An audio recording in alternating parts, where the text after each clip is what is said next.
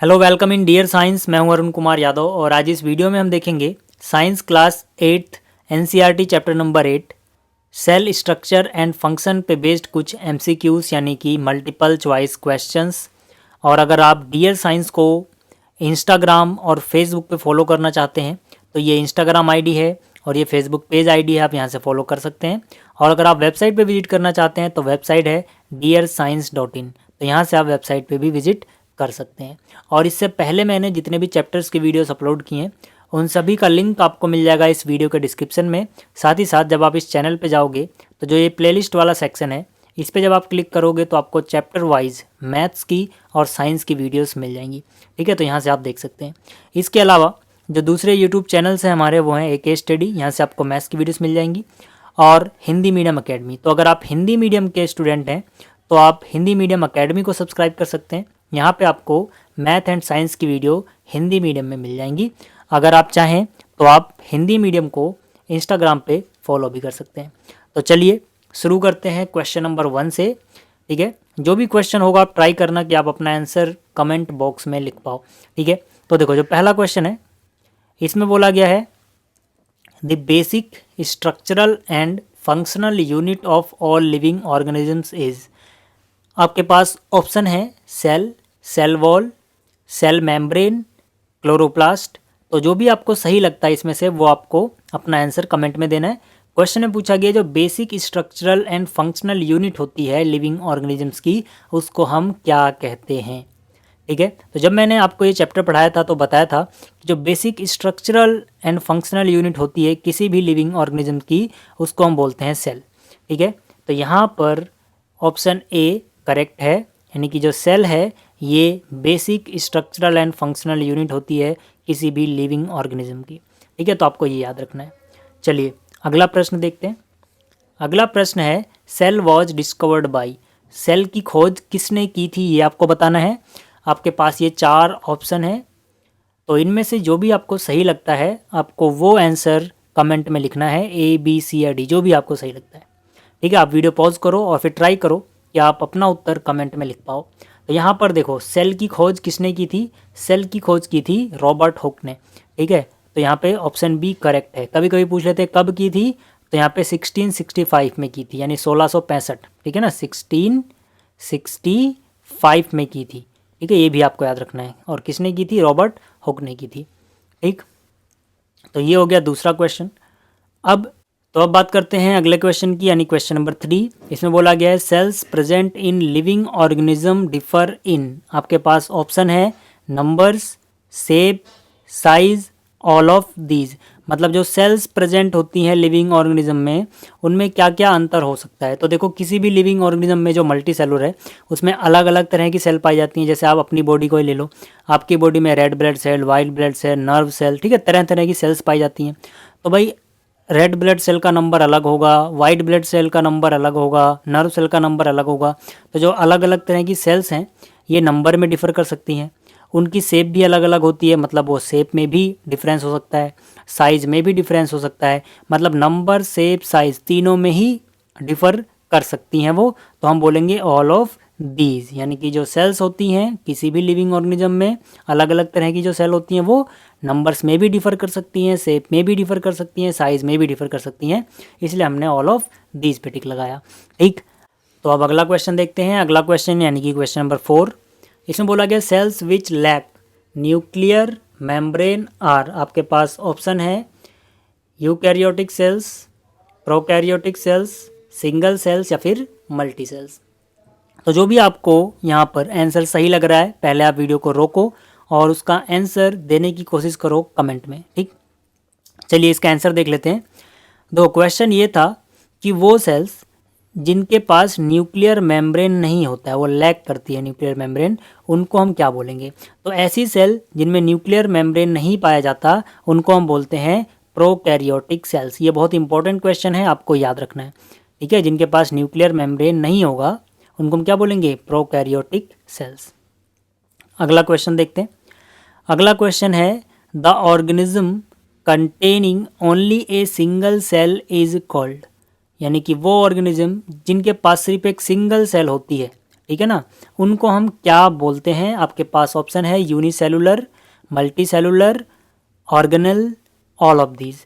ठीक है, तो आपको याद रखना है ऐसा जीव, ऐसा ऑर्गेनिज्म जिसके पास सिर्फ और सिर्फ एक ही सिंगल सेल होगी उसको हम बोलेंगे यूनिसेलुलर ऑर्गेनिज्म, यानी कि इसका सही आंसर हो जाएगा ऑप्शन ए।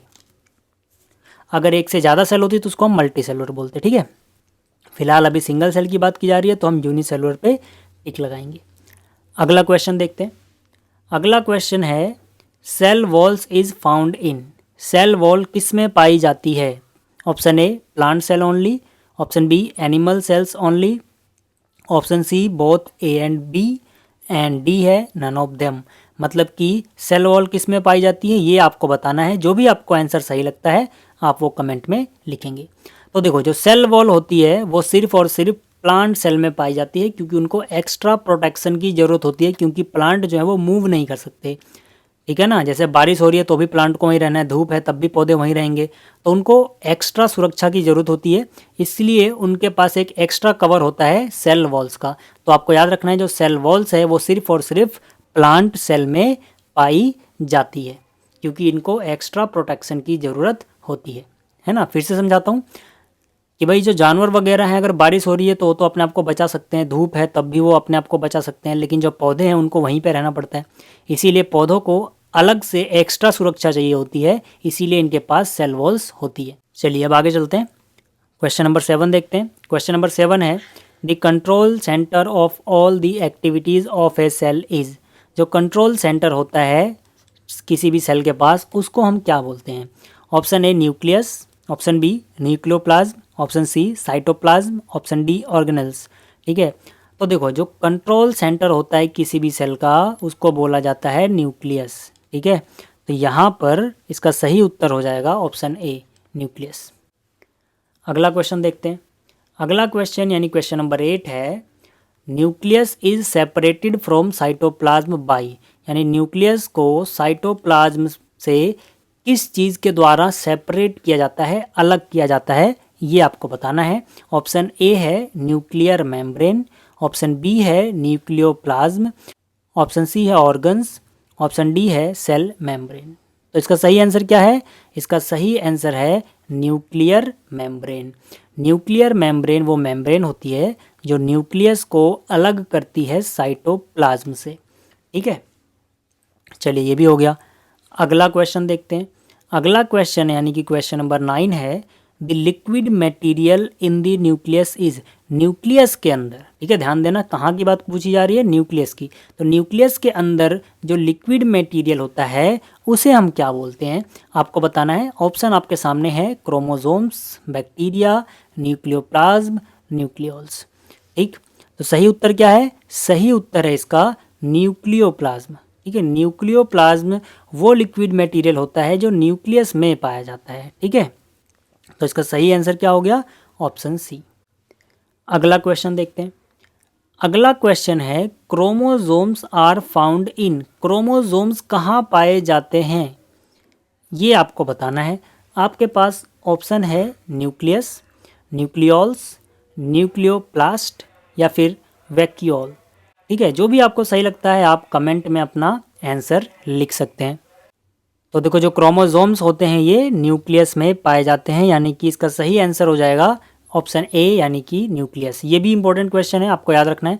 क्रोमोसोम्स कहाँ पाए जाते हैं ये क्वेश्चन भी बहुत बार पूछा गया है, तो आपको इसको अच्छे से याद रखना है कि क्रोमोसोम्स न्यूक्लियस के अंदर पाए जाते हैं। अगला क्वेश्चन देखते हैं। अगला क्वेश्चन है A group of similar cells combine to form. Option ये रहे आपके सामने टिश्यूज, ऑर्गन, ऑर्गेनिजम्स, ऑर्गेनल्स। मतलब कि सिमिलर सेल्स का कंबाइन होके एक ग्रुप बना लेना क्या कहलाता है, उस ग्रुप को हम क्या कहते हैं? तो आपको याद रखना है उस ग्रुप को हम बोलते हैं टिश्यू। ठीक है, टिश्यू कैसे बनता है? जब सिमिलर सेल्स आपस में कंबाइन होकर ग्रुप बना लेती हैं तो उस ग्रुप को नाम दिया जाता है टिश्यू का। ठीक है, फिर से बोल रहा हूँ, टिश्यू क्या होते हैं? Group of similar cells. तो ऑप्शन ए यहाँ पर सही है। जब भी आपसे पूछा जाए A group of similar cells combine to form तो आप आंसर बोलोगे टिश्यू। टिश्यू वो ग्रुप है जो सिमिलर सेल के कंबाइन होने से बना है। ठीक, तो अब अगला क्वेश्चन देखते हैं। अगला क्वेश्चन यानी क्वेश्चन नंबर 12 है टिश्यूज़ कंबाइन टू फॉर्म, मतलब जब टिश्यू कंबाइन होते हैं तो वो क्या बनाते हैं, ये आपको बताना है। आपके पास 4 ऑप्शन है, न्यूक्लियस, सेल्स, ऑर्गेनिज्म या फिर ऑर्गन्स। जो भी आपको सही लगता है आप कमेंट में अपना आंसर दे सकते हैं। तो जैसे पिछले क्वेश्चन में हमने देखा था कि जब सिमिलर सेल कंबाइन हो रही थी तो वो टिश्यू बना रही थी, तो उसी तरह से यहाँ पे पूछा गया है कि जब टिश्यूज़ कंबाइन होंगे तो टिश्यूज़ कंबाइन होके क्या बनाएंगे, ये आपको बताना है। तो इसका सही आंसर क्या है, ऑर्गन्स। तो आपको याद रखना है जब टिश्यू कंबाइन होते हैं तो वो ऑर्गन फॉर्म करते हैं, ठीक है, और जब सेल कंबाइन होती हैं तो वो टिश्यू फॉर्म करती हैं। चलिए अगला क्वेश्चन देखते हैं। अगला क्वेश्चन यानी क्वेश्चन नंबर 13 है the coloured organs which are found in plants only are. ठीक है, तो जो कलर्ड ऑर्गेनल्स होते हैं जो सिर्फ प्लांट्स में पाए जाते हैं उनको इनमें से क्या बोलते हैं, क्लोरोफिल, प्लास्टिड्स, वैक्यूल्स या फिर WBC। तो इसका सही आंसर क्या है, इसका सही आंसर है प्लास्टिड्स। ठीक है, जो कलर ऑर्गेनल्स होते हैं किसी भी प्लांट में वो क्या होते हैं, वो प्लास्टिड्स होते हैं। ठीक है, तो ये हो गया। अब आगे चलते हैं। अगला जो क्वेश्चन है इसमें बोला गया the power house of cell is called. ये भी इंपॉर्टेंट क्वेश्चन है, बहुत बार पूछा जाता है, तो आप याद रखना कि जो पावर हाउस होते हैं किसी भी सेल के उनको हम क्या कहेंगे। आपके पास ऑप्शन है सेल वॉल, माइटोकॉन्ड्रिया, राइबोसोम्स या फिर न्यूक्लियस। तो इसका सही आंसर क्या है, वीडियो पॉज करो और ट्राई करो कि आप अपना उत्तर कमेंट में दे पाओ। तो इसका सही आंसर है माइटोकॉन्ड्रिया। ठीक है ना, यानी कि ऑप्शन बी। तो माइटोकॉन्ड्रिया जो होता है ये पावर हाउस की तरह वर्क करता है किसी भी सेल में। ठीक, आगे चलते हैं। अगला क्वेश्चन है हैंस एग इज ए, मुर्गी का अंडा क्या है, क्या वो एक टिश्यू है, ऑर्गन है, ऑर्गन सिस्टम है या फिर सेल है। तो आपको याद रखना है कि जो अंडा होता है किसी भी चीज़ का वो एक सिंगल सेल होता है, तो मतलब कि हैन का एग भी एक सेल ही होगा। ठीक है, तो इस वीडियो में इतना ही। उम्मीद है आपको ये सारे क्वेश्चन समझ में आए होंगे और आपने इस वीडियो से बहुत कुछ सीखा भी होगा। तो जल्दी ही मिलेंगे अगली वीडियो में। Thanks for watching.